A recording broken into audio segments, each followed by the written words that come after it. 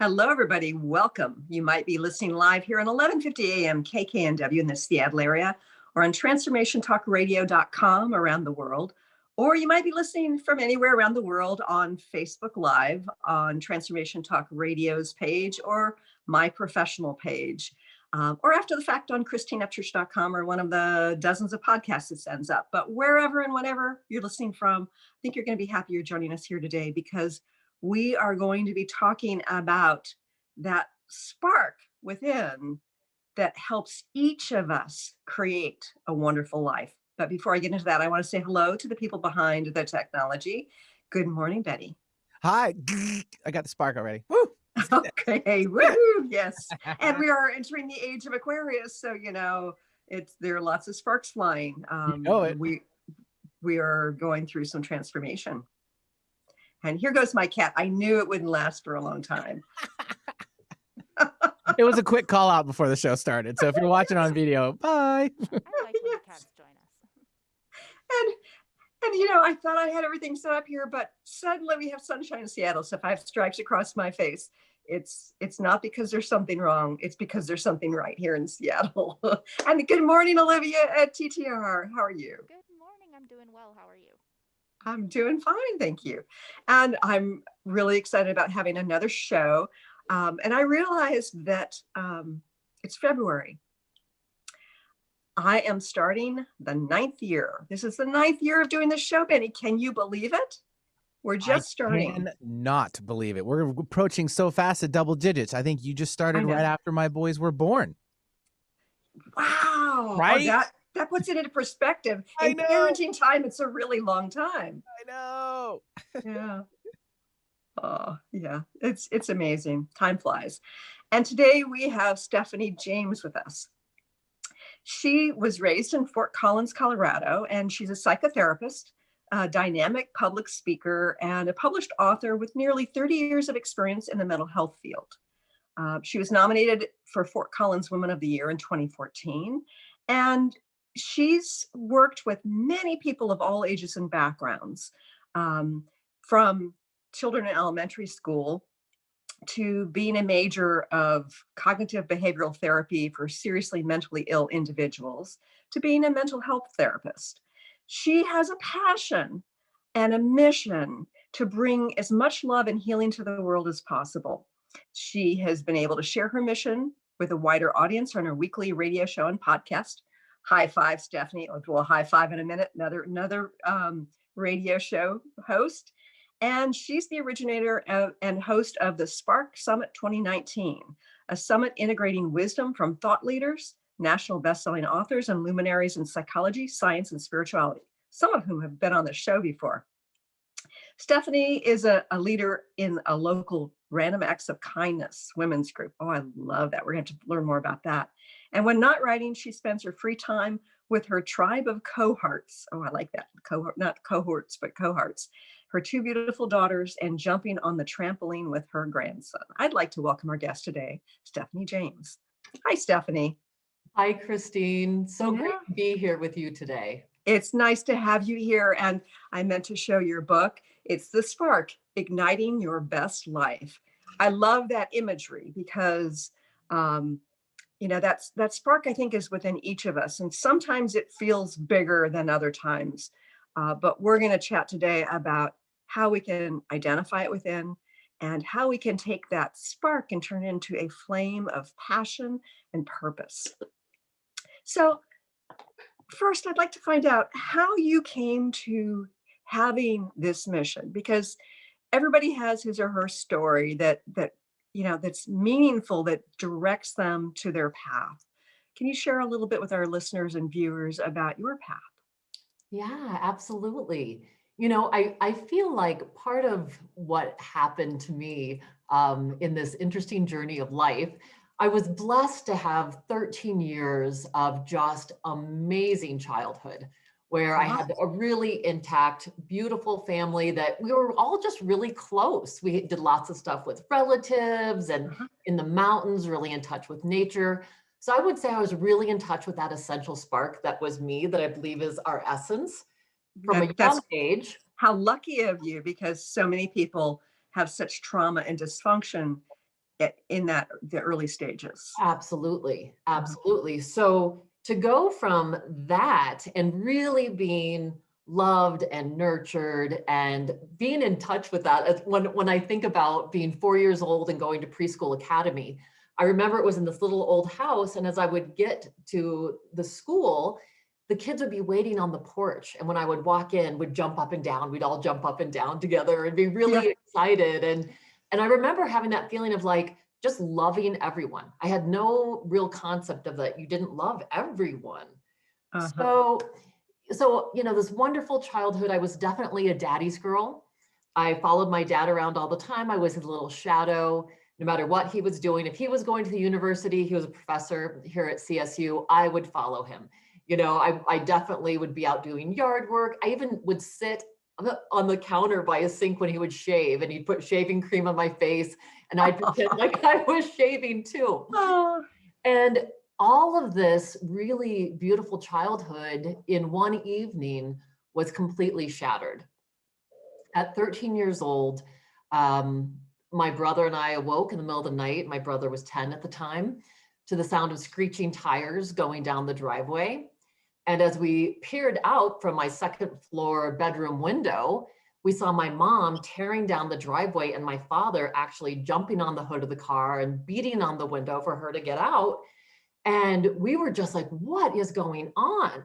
Uh-huh.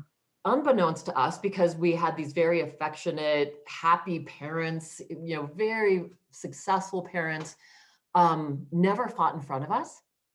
And come to find out that my father had just told my mother that he was having an affair with my best friend's mom. Oh my goodness. And so that idyllic childhood was in some ways probably true, but in other ways was an illusion because of the undercurrents of what was going on in your parents' lives. yes, absolutely. And from that point, things really exploded and imploded. I mean, everything was irreversibly broken from that point on. Uh-huh. And my mother, who I'm so close with today and just adore, after 18 years of marriage to my father and just adoring him, Mm-hmm.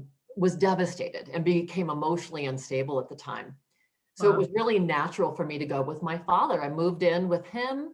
And really shortly after that, had a new stepmom. Who both of them made it really clear that the relationship my father and I had before was not going to continue. Mm-hmm. So I wasn't allowed to talk alone with my father. I wasn't allowed to spend time alone with him. To this day, I'm not allowed to speak on the phone with him alone, all these years later. And so the message really loud and clear was, you're not number one anymore. I mean, that was said to me, you're not number one anymore, you're number two. And at 16 years old, when I moved back in with my mother, my father stopped speaking to me for a year. And so, the way that became integrated within me, the message that I received is, I'm not lovable. Yeah.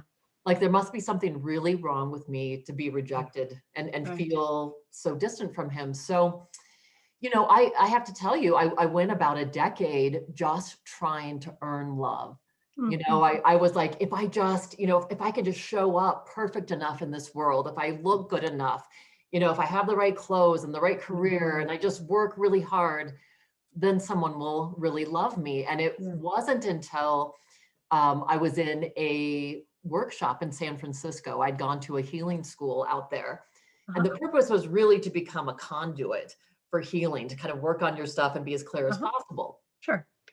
Well, during the first day when the Dr. Jaffe, our presenter, got up in front of everyone, he, in front of these 40 people, looks into the audience and he says, hey, you in the blue coat, I have a message for you. And I'm looking around, hoping it's someone else beside me. And I look down, I'm like, oh, I'm in the blue coat. And he said, yeah, I have a message for you. And he says, he's moving his mouth, but I can't hear him. And I said, oh, I'm sorry, I didn't hear you. And everyone else kind of starts laughing because they all heard him.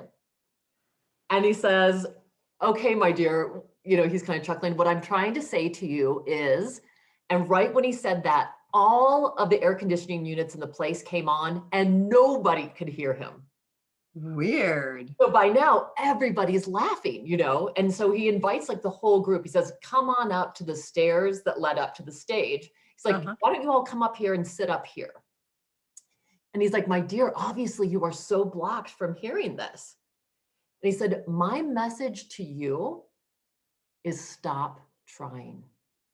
Stop trying, and he could see right through it. He said, you've tried your whole life to be perfect for your father, and now you're doing it for your husband.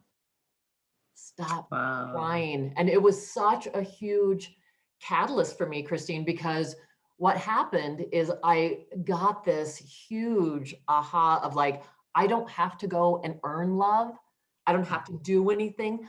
Right. I am love. It began this whole journey of actually reigniting, if you will, and excavating the spark that was always there inside of me. But, life circumstances, and for all of us, it's life circumstances, the messages that we receive, the limiting beliefs or false beliefs that we hold as true about us. Right. That had been my narrative about myself. Right. And my life transformed so much from that point on, where that really did become so essential. And it's almost been 20 years ago now. It's hard to believe. Wow. So yeah, that sounds like a very painful experience. And as you look back, do you see that it served an important purpose? Absolutely. Not that I would ever wish it on anyone.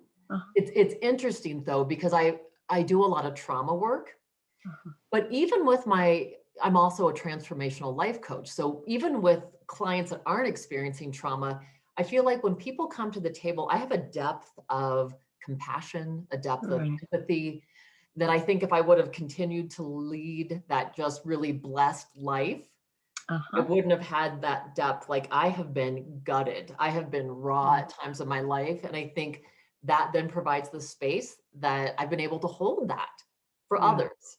Yeah. And I think about how we can get messages through circumstances in our lives and interpret it to be that we aren't lovable or that we're not enough, And if we're in a place of wholeness, then we look at those situations and say, it's not about me, it's about them. So I think about anything that triggers us along the way, whether it's through childhood or through adulthood, it really is just illuminating something that hasn't healed. And it might be from our childhood, it might be from a past life, it might be just from putting on this human veil, so to speak, and stepping into this place where we have these limitations we can't fully see and know that we are loved, that we are magnificent. But that's a powerful story because so many people have that kind of wounded childhood. And it's great that you can bring that to your workshop attendees and to your clients as well. So when I think about the challenges of today, we're living in the situation of a pandemic, or some would say that it's being manipulated as such, whether you view it as something that is real and terrifying, or something that is just sort of kind of, a part of a bigger plan, however you view it, the results are the same. We have mask mandates and we have lockdowns and people are working from home. There's so, like kids are more suicidal. I mean, there's all these negative results of a situation that is outside of our norm. How can this serve us to find that spark? So such a great question, because I do think, what's also interesting, if we look at the flip side of this situation, is that it's like the universe has called us all to go inward. Yes. So some of that has been because we are literally locked down and shut into our homes. And while yes, I mean, I do, my heart just goes out because I think this last year, 2020, brought up all of these things that needed to be healed in our world. And so a lot of that was relationships, you know, husbands and wives and husbands and husbands and wives that, you know, partners that all of a sudden were like, wow, we've been distracted and haven't had to deal with this. Yes. And, you know, I do think that what it's like, it's called all of humanity at once, which is so interesting. We've never had this where it's, you know, we can really be connected to everyone around the world because we're all going through the same thing. Right. And so this journey within becomes essential. And I think we can really use this opportunity to start doing that excavation. And that's what I think, that's the important thing that I would want listeners to hear, is that spark that is us, that I truly consider the essence of who we are, what we came into this world, the light that we are, that is never diminished. It's only covered up. You know, the Sufis used to say, you know, we have veils. Yes. And so to lift the veils is to unearth that spark that's within us. And there's never been a more important time. So I think, yeah.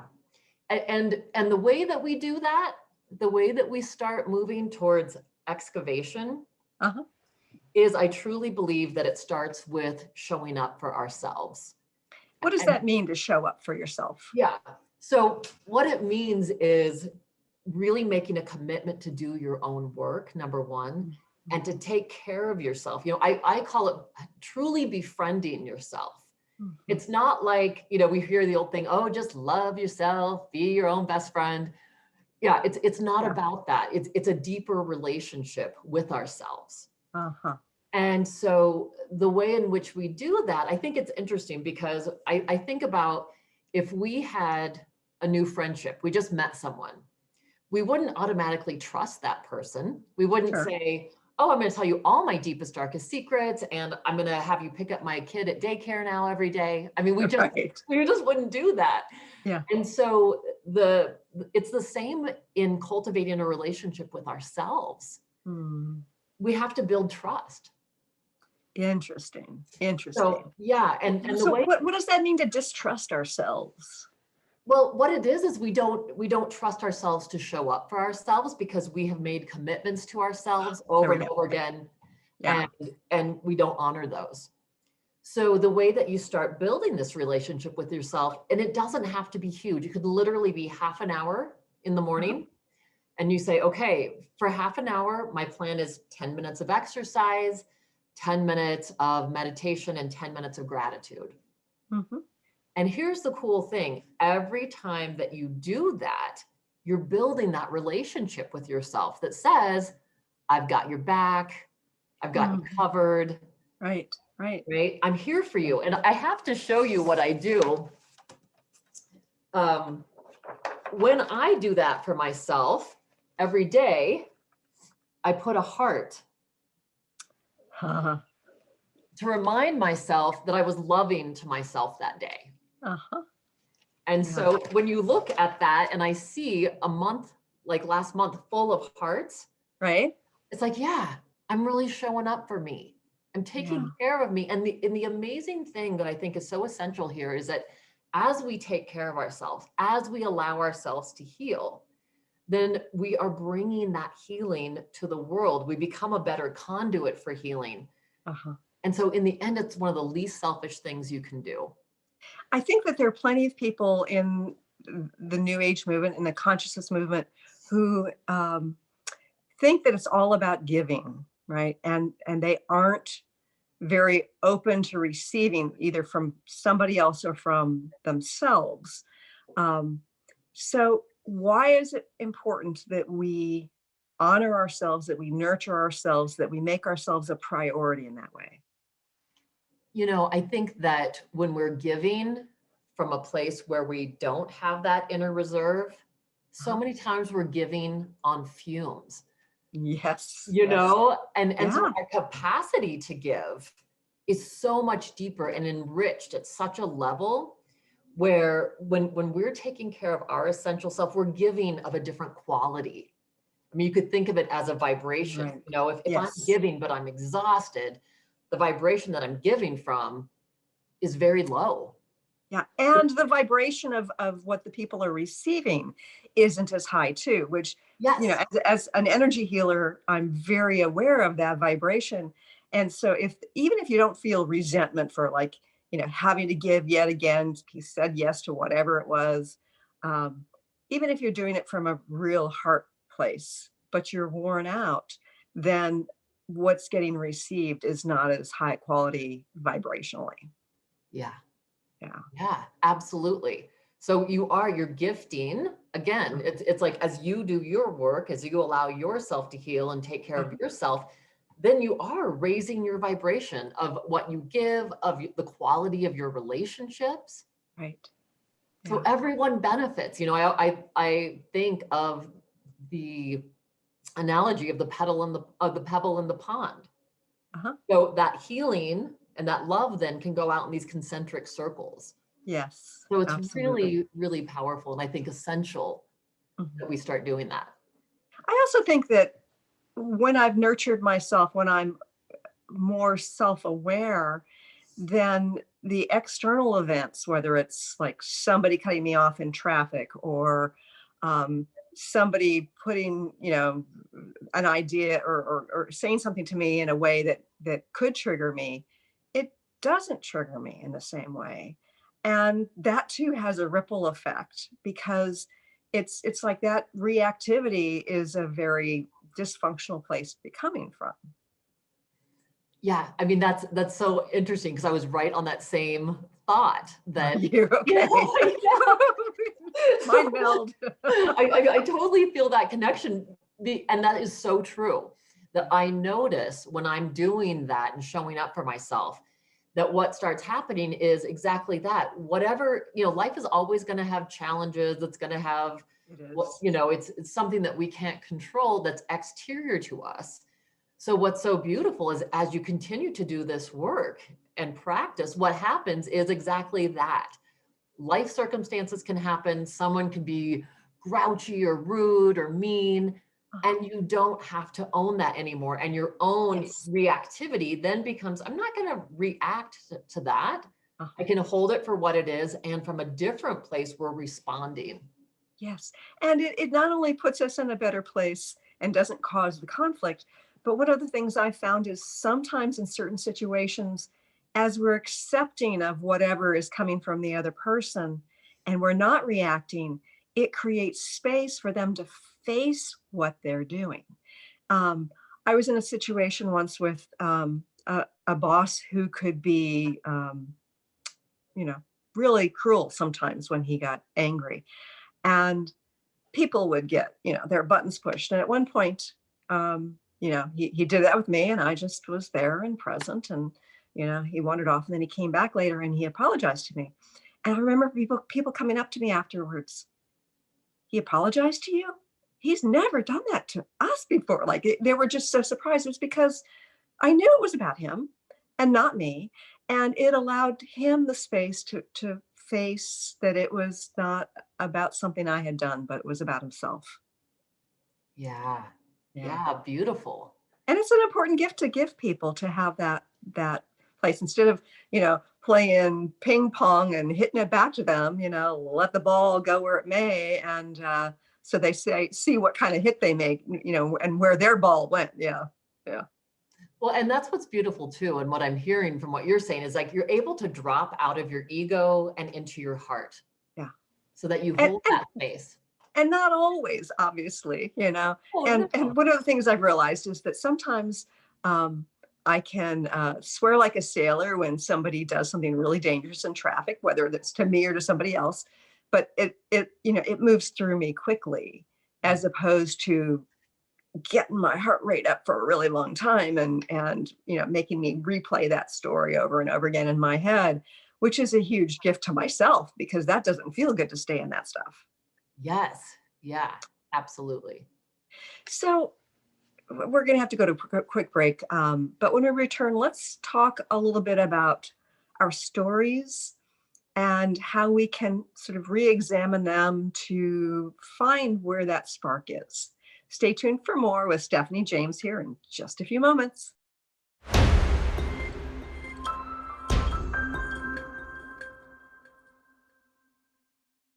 Welcome back to the Christine Upchurch Show here on KKNW, AM 1150 in the Seattle area and Transformation Talk Radio around the world. I'm having a fun conversation today with Stephanie James, and she is the author of The Spark, Igniting Your Best Life. And she has a film that's about to debut, and we're going to talk about that in just a second.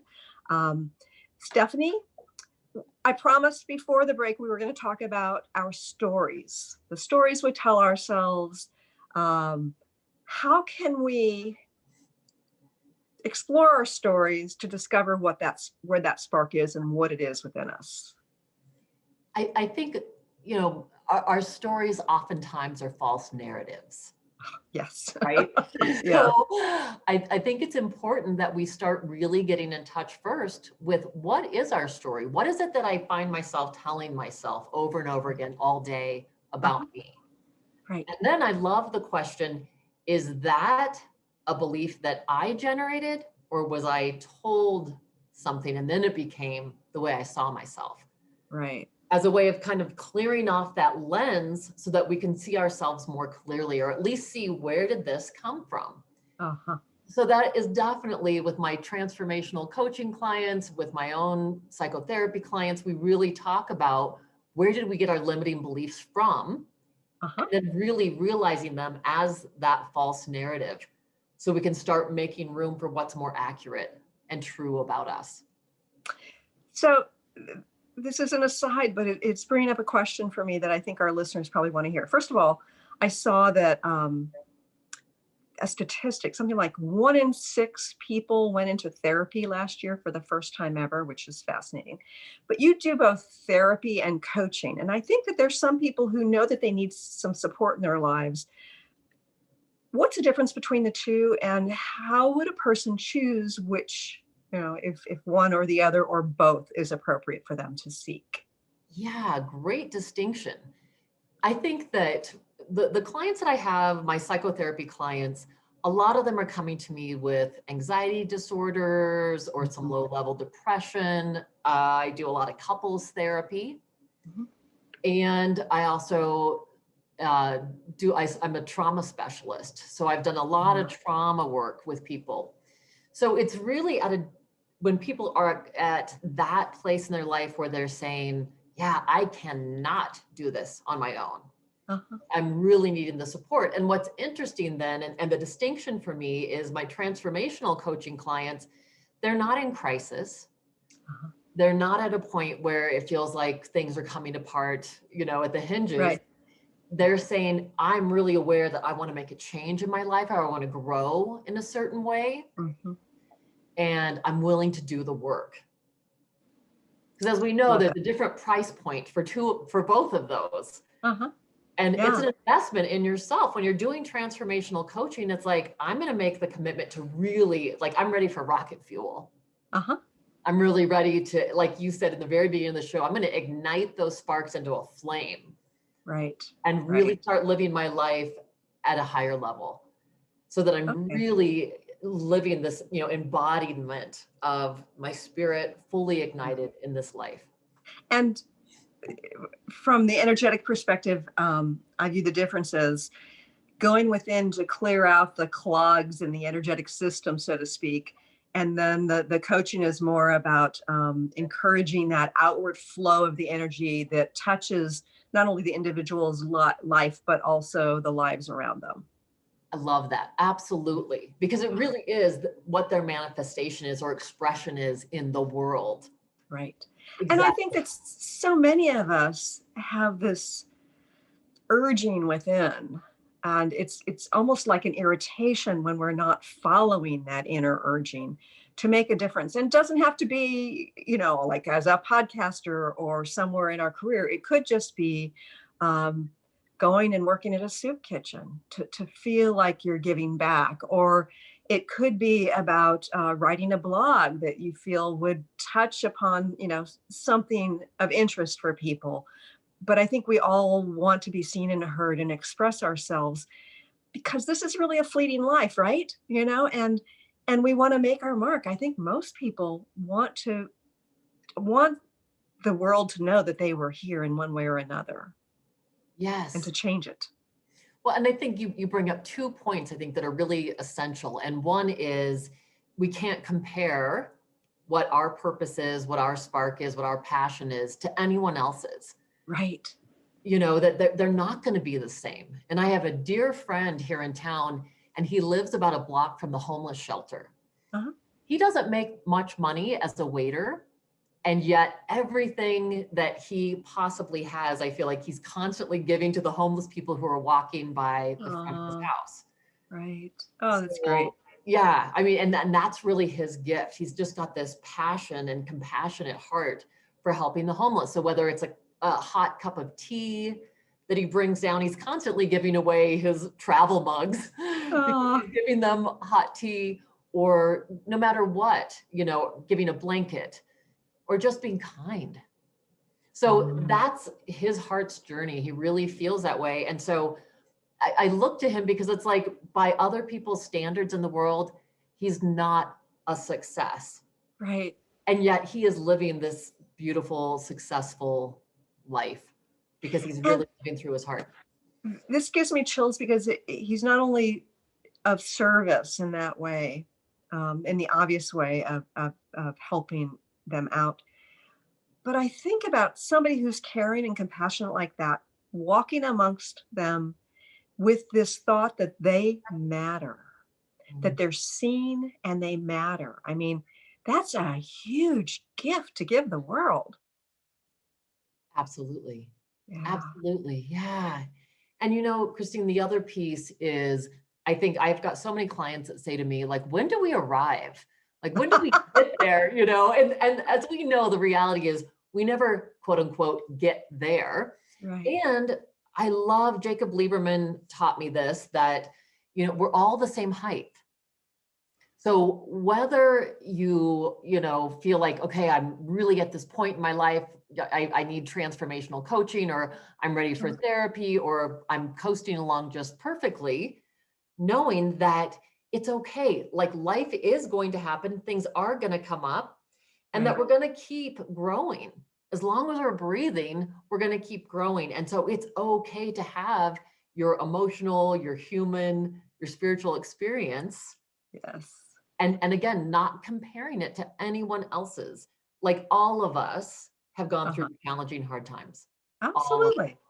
Absolutely. And in human form, we have attachments, right? I know that a lot of people think we need just to transcend all attachments. And yes, attachments cause suffering, but part of the attachment package just comes with being human, right? Attachment to people, our kids, our pets, our mates, our friends. And so we can't get out of here without having some attachment. From my perspective, I know that, some would disagree with that. But it's challenging, and having attachment to feeling good, for instance. We're going to have pain. We're going to have illness. It's not going to be, perfect in that sense. So yeah, we don't get out of here unchallenged, do we? Well, and isn't it interesting, once we embrace that, though, when we can embrace that, yes, there are going to be what some people call the shadow emotions, or our darker experiences. When we can hold that and just embrace that, I mean, Yes. I love Rumi's poem, The Guest House, which speaks exactly to that. And I'm not going to botch it by trying to say all of it, but there's this beautiful part in that poem that says, welcome whatever shows up at your door, whether it's a meanness, a depression that rids your house, sweeps it clean of all of its furniture. Still meet them at the door laughing. You never know which one has been sent as a guide from beyond. Oh, I love that. Yes. So Yes. that's a short abbreviation of this beautiful, beautiful poem. I would encourage all the listeners to check it out, because it's been such a guidepost for me in my own life of just being with and welcoming whatever shows up. And when we do that, then we no longer fear what's ahead. We no longer are doing that clutching like, oh my gosh, I'm so fearful of what tomorrow might bring. We're able to really be more present to what am I experiencing in this moment? So, speaking of fear about what tomorrow brings, I know there are a lot of people who are in fear.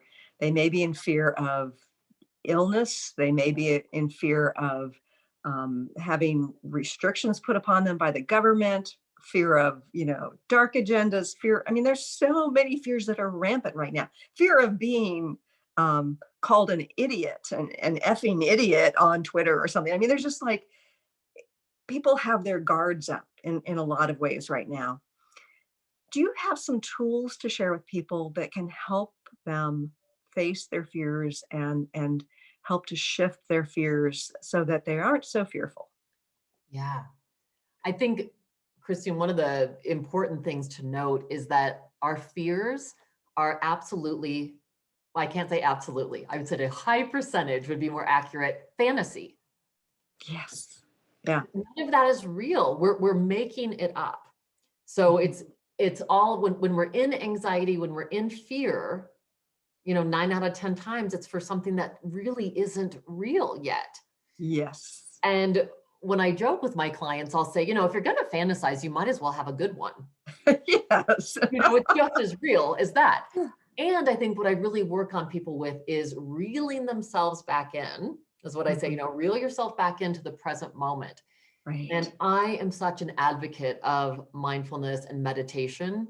Uh-huh. It has changed my life, and bringing ourselves to the present moment. Here's one of the powerful things is that our brain experiences life in pictures. Mm-hmm. So that's why we think of the future. It's not happening yet, but we're having a physiological response to it.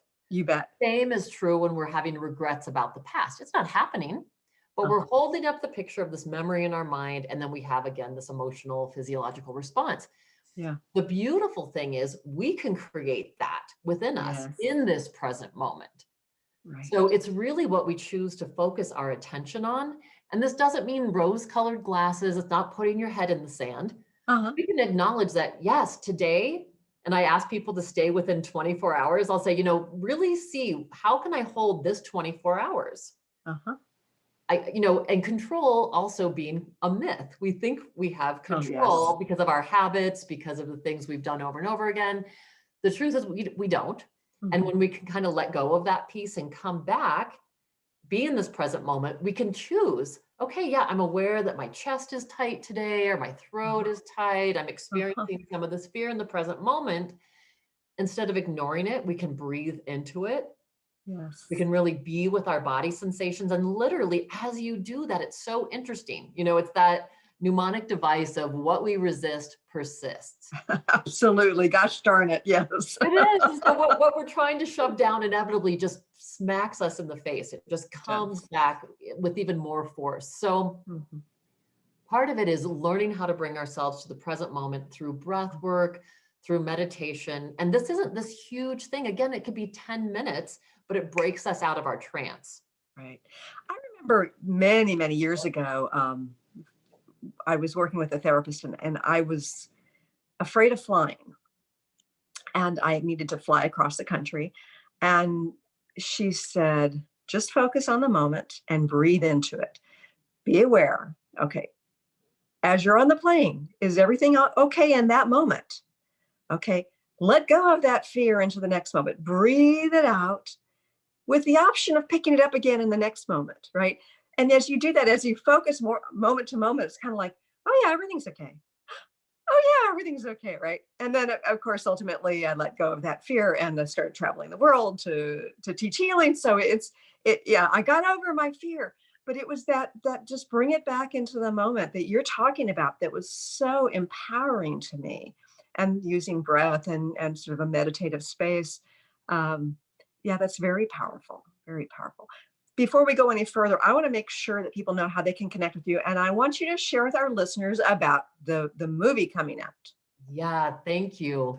People can get a hold of me or find out the projects I'm into, or if they want to do coaching, it's stephaniejames.world is my website. Okay. And I just in January started an Igniting Your Best Life group that people can come into at any point, which is the second and fourth Wednesdays of the month.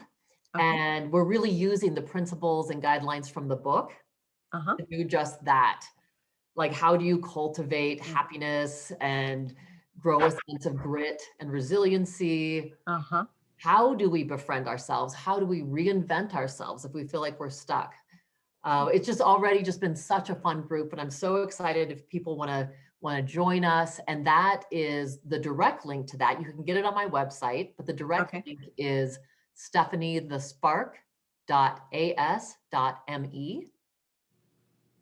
Okay. .as.me. What is that? I'm not familiar with that. It's just the link that my web designer has that will just allow them to sign up. Okay, so it's directly from your through that. Yeah. That makes sense. All righty. So and you've also got a movie that is premiering, I think, this Sunday, right? Yeah, so this Sunday is the screening for the people that are in the film. And as we were talking about in break, you said that you've probably had some of them on your show. Oh, yes. Yeah. So an amazing cast of people that are thought leaders and luminaries in psychology, science, spirituality, and they have all been guests on my show. So tell us who some of those people are. Yeah. So Larry Dossi, Jacob Lieberman, Steve and Trudy Behrman, George and Sedina Capinelli, Misa Hopkins, Gabriella and Solomon Masala, and Stephanie Schwartz. Great. I think I got everybody. And Barbie Dossi as well, Larry's wife. Okay. Yeah. So it has been such a miracle how that all came together, and so serendipitously. I had been in conversations with Jacob Lieberman talking about potentially going to Maui and that's where he lives. Yeah, he lives, yeah. Yeah, and doing this Lights of the Round Table discussion where I'd facilitate discussions and we could film that. Well, during a meditation, this has been a couple years ago, I got this download that, oh my gosh, like I know some of the most serving hearts and brilliant minds in the world. Right. And what would happen if not only did we have this amazing summit where they came and presented, but instead of presenting and being on for like 45 minutes and then getting off, nobody talks to each other. What if we came together 2 days ahead of time and had our own event? We were together and meditating and making music and dancing and having wonderful meals together. And so what ended up happening, and thank God the Capinellis connected me, they're award-winning television and film producers, and they connected. They've been on the show a couple of times, yes. I love them so much. And they connected me with Doug Beechwood, who's my co-producer, and also just an award-winning, amazing director and producer. And he was so wonderful. What we did is we filmed individual interviews where people were talking about these really big pain points in their lives and the challenges they have faced. Oh, great. And that's how the film actually begins, because we're all the same height. We're all in this together. And these people weren't born enlightened. None of us are just born and we have it all figured out. So to really understand those challenges, and then the alchemy of this group. And we did meet for a full day, and we called it Lights of the Round Table, where the 12 of us were sitting around a table and really talking about some of the deeper and important issues in life, which when we filmed this, this was a year ago, October. So no one knew that COVID was coming at that point, but we're all blown away with how absolutely relevant everything we were talking about has to deal with the challenges we're facing now. And that's great. Then we were able to take that beautiful alchemy that was created between us and bring it to the summit in front of a live audience and really help ignite the sparks within each other. Everyone stayed in the audience. All the presenters stayed.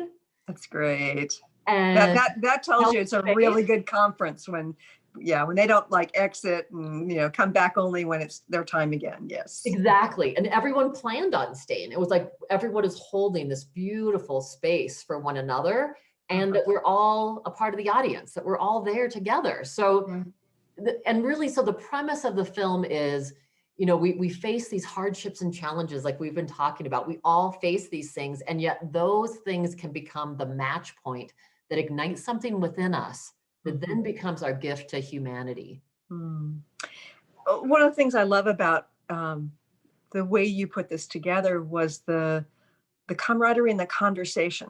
I know that as a podcaster, you probably already realize this, but I'm just going to underscore this. When we see people presenting, whether it's up on stage, whether it's in an individual's book, whether it's, in a webinar online, that's very different than when somebody's in conversation with another. I liken it to the difference between somebody who is, taking a tennis ball and a tennis racket and doing tricks with it, right? And sending the ball in various places and knocking it into the audience, versus you've got two people who are now playing tennis and it's going back and forth and back and forth. And you're not quite sure where it's going to go, but it makes it more exciting. I think that the conversations can lead to very interesting places that presentations and books often don't get to. Little nooks and corners that are particularly ripe to explore. And so, I think it's a great thing to create a conference like that and a film.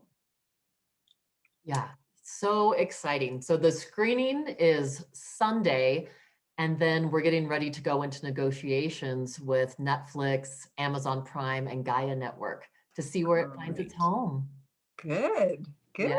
Oh, well, good luck with that. Thank you. Well, we just have a few minutes left. When somebody realizes that they don't feel that spark, and I think there are a lot of people there right now because life has kind of pulled the rug out from under them. How do you trust that it's there, and what do you do to look for it? Well, if you're breathing, it's still there. I love that. Yeah. And it can be as simple as putting the palms of your hands together and feeling the energy in between the palms of your hands and breathing into that space.